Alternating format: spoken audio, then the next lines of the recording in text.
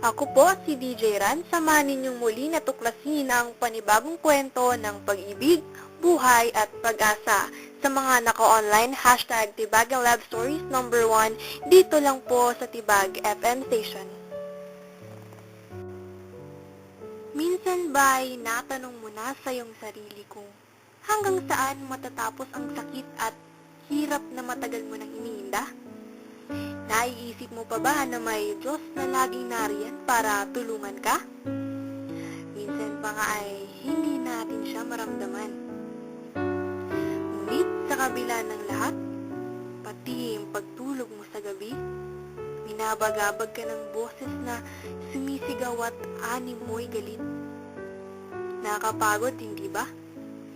Unti-unti ka nang nasasanay sa sakit. Pero hanggang ngayon, nag-iwan at nag-iiwan pa rin. Naisip mo bang sumuko na lang at hindi na umaasang magkakaroon pa ng bagong umaga? Dear DJ Ran, magandang araw sa iyo at sa iyong mga tagapakinig. Noon pa man, ako'y naging iyong tagahanga ng inyong mga kwento dito sa Tibagan Love Stories. Lalo na tuwing sasapit ang linggo. Madalas po akong nakikinig sa inyo ng mga kwento ng pag-ibig, buhay at pag-asa ng ating mga kamag-aral at aaminin ko, DJ Ran, na halos lahat ng kwento ninyo ay aking iniyakan at talagang kinagiliwan. Hindi ko lang inaasahan na ang aking iniiyakan at mga kinagigiliwang kwento ng pighati at dalamhati ay mangyayari mismo sa akin. Ako po si Kim, isang second year high school student ng Tibagan High School at ito po ang aking kwento.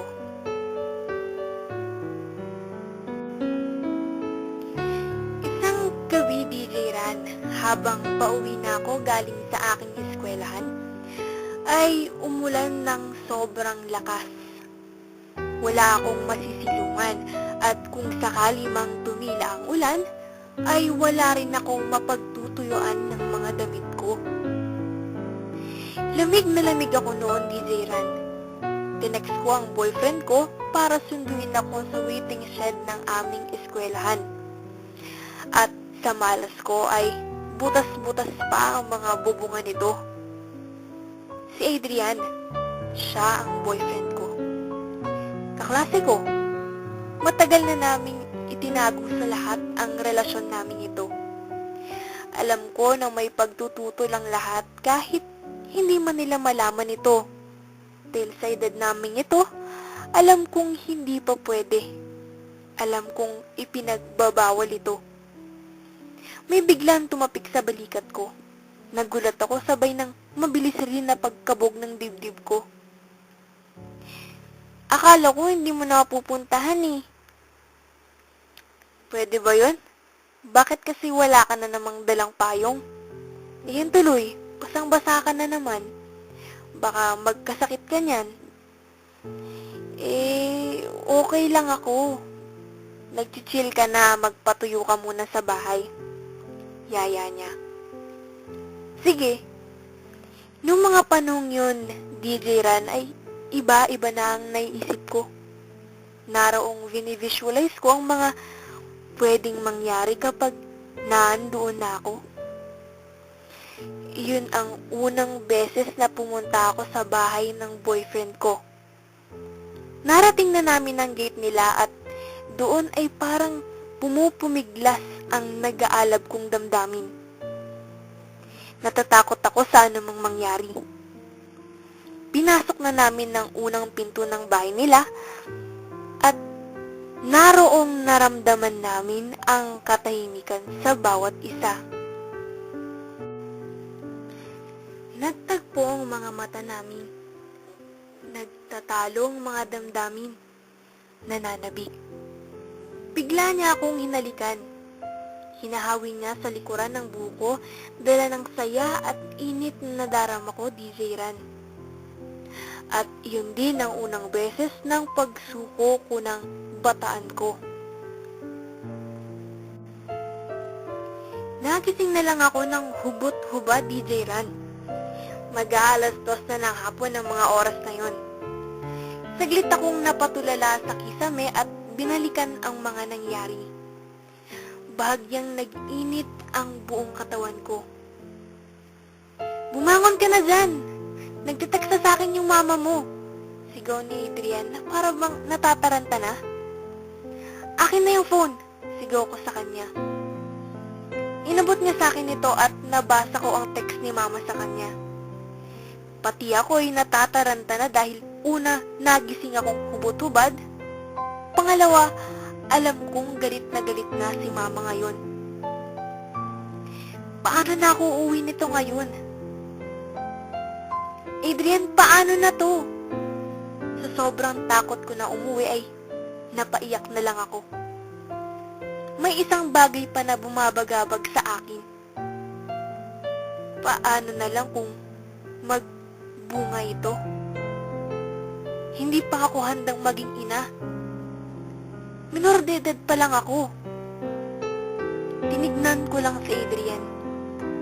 Hindi ko mapigilang hindi umiyak sa harapan niya. "Shh! Huwag ka nang umiyak, Kim.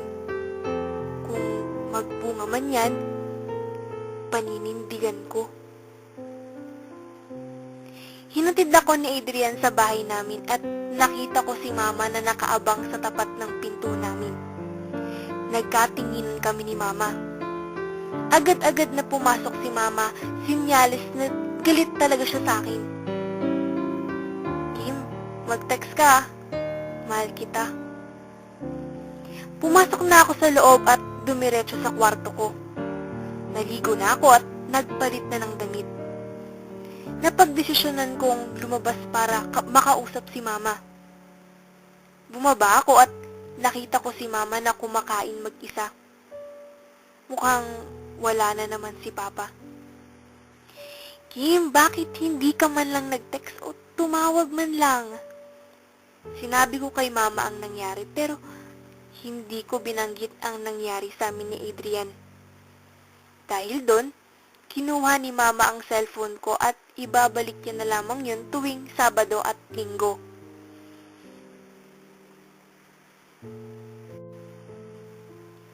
Hindi na ako nakapasok ng isang buong linggo nun dahil ang sakit ng pagkababae ko. Hindi ako makatayo ng maayos, ni hindi man lamang ako makalakad ng maayos. Kinabukasan, pumasok ako ng maaga. Sa araw-araw na pagpasok ko, hindi talaga mawala-wala ang mga tingin nilang masasama sa akin. Hindi ko alam kung bakit na lang ganoon sila makatingin sa akin. Para akong may ketong at diring-diri sila sa akin. Siguro ganun talaga. Hindi lahat magugustuhan ka. Pero DJ Ran, hindi ko rin alam kung paano nila nalaman na mayroon ngang gumalaw sa pagkababae ko. Siguro sa maluwang na pagitan ng mga hita ko. Dahil sobra talagang nasaktan ng pagkababae ko, DJ Ran.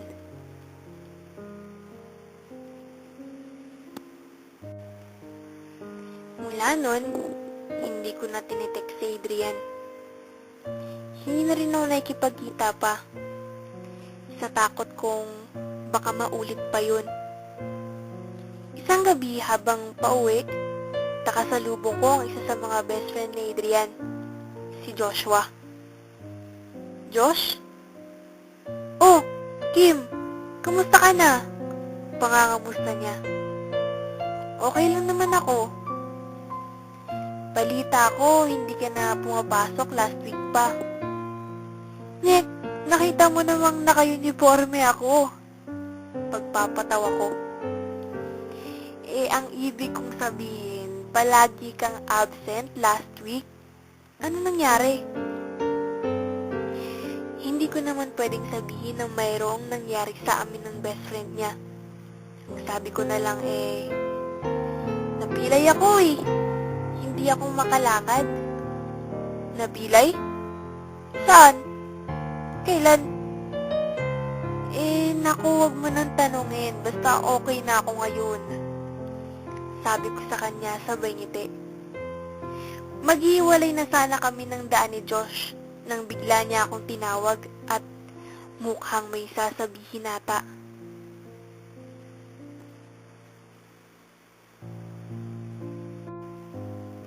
Kitang-kita sa mukha niya ang panlulumo na nararamdaman niya. Kayo nga pala ni Adrian, kamusta na? Pagkautal niya. Kami? Okay naman.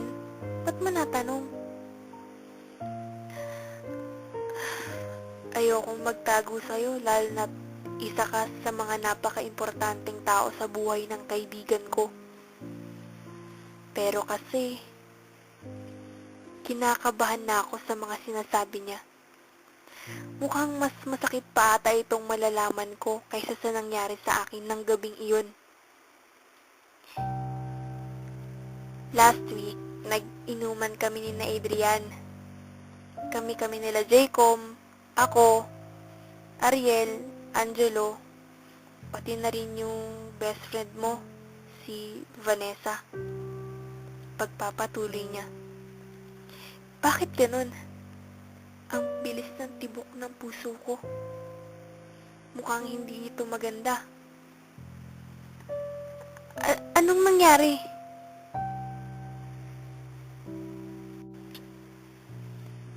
Halatang halata kay Joshua na natatakot siya na magsalita. Kasi, Joshua, ano ba talaga? Tinitignan ko siya ng maigi para malaman kung totoo ba talaga ang sinasabi niya. Kasi, Kim, alam kong hindi dapat manggaling sa akin to at hindi tamang makailam ng relasyon ninyo, pero nakukonsensya ako sa tuwing nakikita kita. Ang totoo kasi niyan, ang totoo kasi niyan, pagkatapos namin mag-inuman, biglang nawala si Adrian at Vanessa. Hinanap ko sila. Pero pagbukas ko ng pintuan ng kwarto, nakita kong may nangyayaring kababalaghan. Hindi nila alam na nakita ko yun.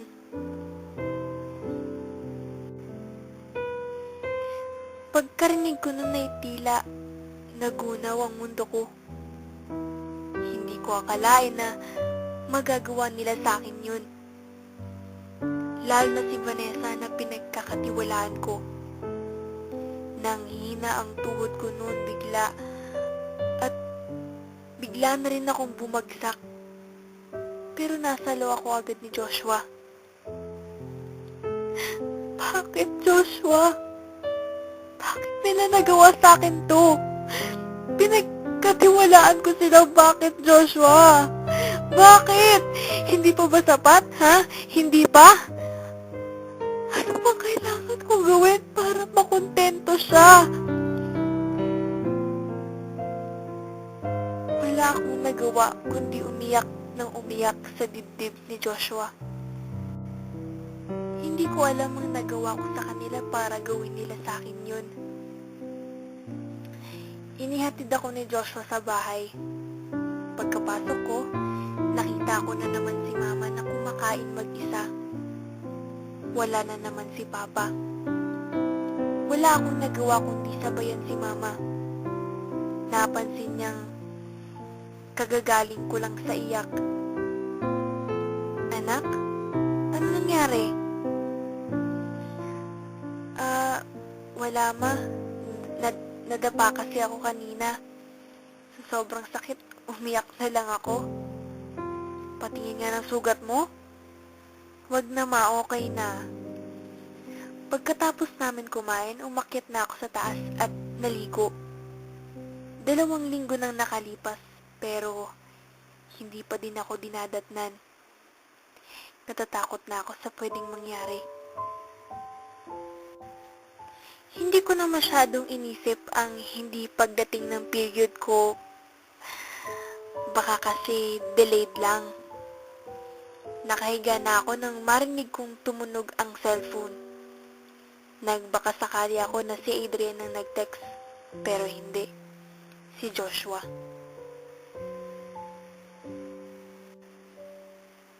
Dahil sa hindi na rin nagparamdam si Adrian, naging karamay ko na si Joshua. Parati siya nandyan para sa akin. Para bang ang gaana ng loob ko sa kanya?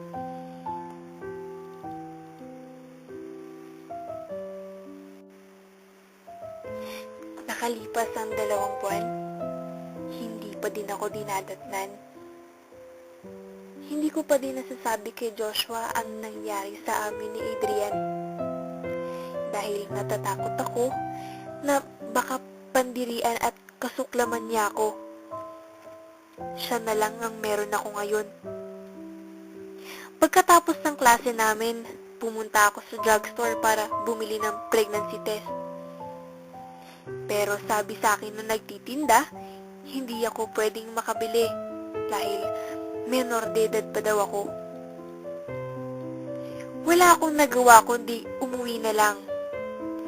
Ganoon pa din ang sitwasyon sa bahay. Si Mama, nanonood at himala, dumating si Papa. Napaisip ako bigla. Mama, may project kami. Ano yun, Kim? Kailangan kasi namin ng pregnancy test para sa homeroom namin para ma-prevent ang maagang pagbubuntis. Pagsisinungaling ko kay Mama. Nakukonsensya ako sa ginawa ko, ngunit ito lang ang tanging paraan para malaman ko kung may bata na ba sa sinapupunan ko. Hindi muling nagtanong si Mama. Lumabas na siya at bumili. Ako na may kinausap ni Papa. Anak, totoo ba na para sa homeroom niyo yun? Oo naman po. Pumunta ako sa kusina para uminom ng tubig at umakyat na rin ako.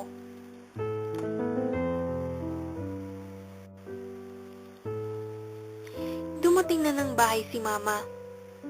Dala-dala ang isang maliit na supot na may lamang pregnancy test. Ano pa talagang gagawin niyo dyan, ha? Ide-demo, parang ilalabel lang yung parts tapos instructions kung paano gamitin. Sure ka dyan, ha? Oo, Ma. Nakakahalata na ata si Mama.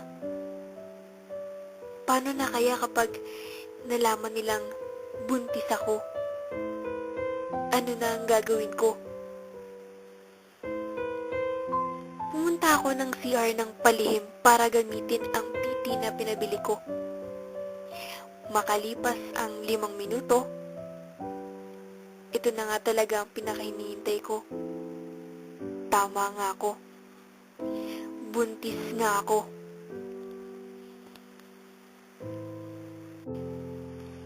Nang mga oras na yun, DJ Ran, ay hindi ko na alam kung ano ang gagawin ko. Marami pa akong pangarap sa buhay ko. Marami pa akong gustong marating. Ngunit, hindi ko inasahan na sa maikling panahon, napaaga ata ang biyaya sa akin ng Panginoon. Nagdadalawang isip ako noon, DJ Ran, kung ipapalaglag ko ba ang bata o palalakihin ko ito ng mag-isa at walang kinikilalang ama. Hindi na rin kasi ako umaasa pa na babalikan pa kami ng ama niya dahil sa nalaman ko. Naniniwala naman ako kay Joshua. Dahil lang hindi pagpaparamdam sa akin ni Adrian pagkatapos ng araw na inatid niya ako sa bahay, ay isang senyales na iniwan niya na talaga ako. Ginamit niya lang ako.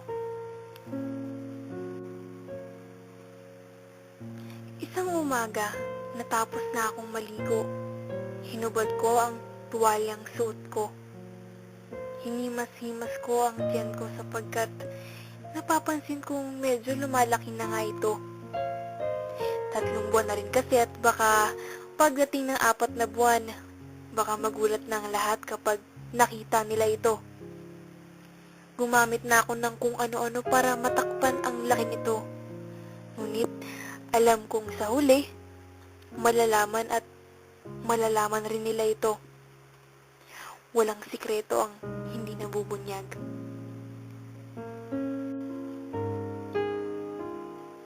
Habang ako ay naglalakad na papunta sa aking eskwelahan ay hindi ko naman inaasahan ng aking madadatnan, si Adrian at Vanessa.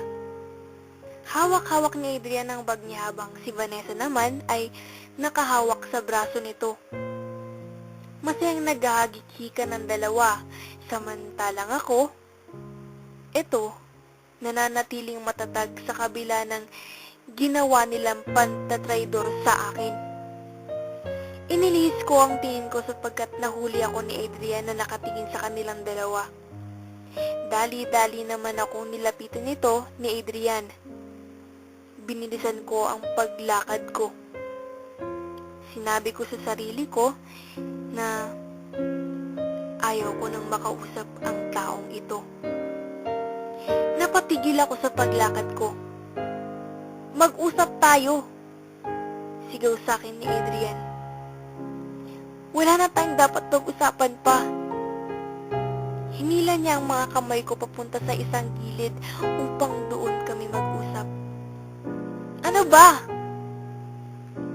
Ako ba ang ama niyan? Nanlaki ang mga mata ko sa tinanong niya. Ikaw lang ang nakagalaw sa akin, Adrian. Huwag mong ikakailayon dahil alam mong ikaw lang unang minahal ko ng ganito. Pero ano, niloko niyo ako, ginamit mo lang ako. Alam kong hindi ako ang ama ng batang yan. Si Joshua ang lagi mong kasama nitong mga araw na to, kaya wag na wag mong isisi sa akin yan. Ha?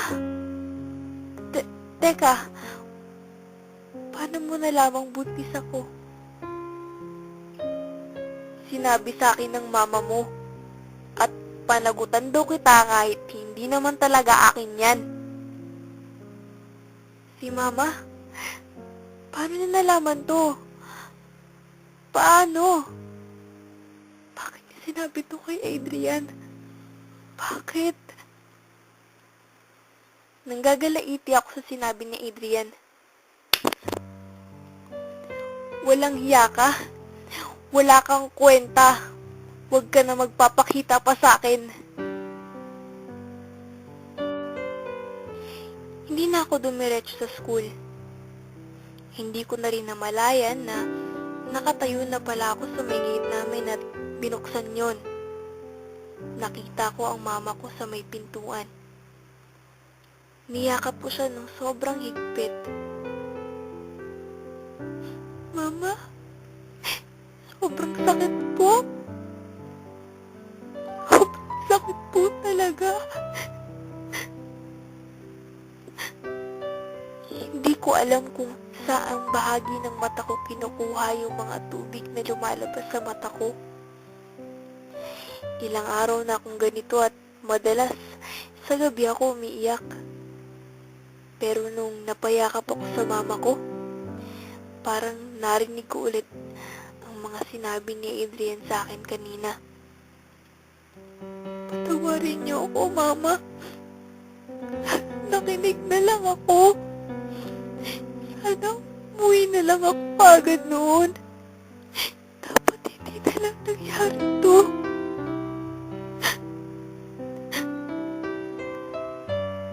Akala ko ay sasaktan ako ng mama ko. Akala ko rin ay palalayasin na rin ako ng papa ko na sa oras na iyon ay naroon nakaupo sa sala at nakayuko.